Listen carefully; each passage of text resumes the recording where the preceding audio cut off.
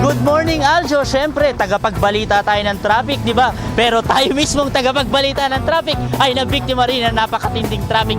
Kaya naman silipin na natin ang sitwasyon ng EDSA southbound sa kasalukuyan ay moderate to heavy, bagamat makapal yung volume ng mga sasakyan. Gumagalaw naman ito, may bahagyang pagsisikip dun sa may kanto ng Connecticut.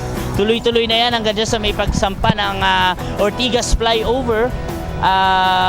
Pero paglampas naman ito, bahagyang luluwag yan dyan sa may area ng Ortigas, tuloy-tuloy hanggang sa harap ng isang malaking mall dyan sa Mandaluyong. Pero magsisikip na yan hanggang dyan sa may underpass ng Shaw Boulevard.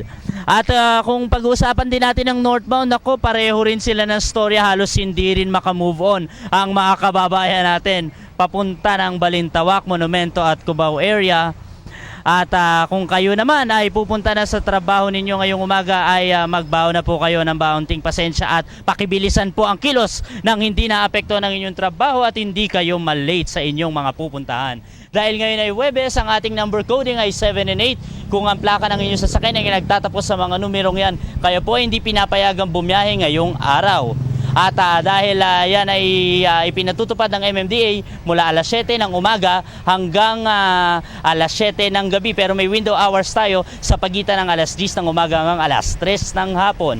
Siyempre, kabilang din dyan yung pagpapatupad ng truck van mula alas 6 ng umaga hanggang alas 10 ng umaga at magbabalik sa alas 5 ng hapon hanggang alas 10 na po yan ng gabi. At yan ang balita natin tungkol dyan. Siyempre, ito na ang inaabangan ninyo tuwing umaga, ang paborito ninyong segment, ang It's a Sign. At ito ang ating sign for today. Yan, saan kaya patungo ang mga daang ito? Alam kaya ng mga boss na, alam mo pala na mga kababayan natin ang tungkol dito. Mamaya, abangan natin yan sa pagbabalik natin para sa ating ikalawang traffic update. Balik sa inyo dyan sa studio. Hi, ako si Ria Fernandez. Mag-subscribe na sa PTV YouTube channel. I-click lang ang subscribe button.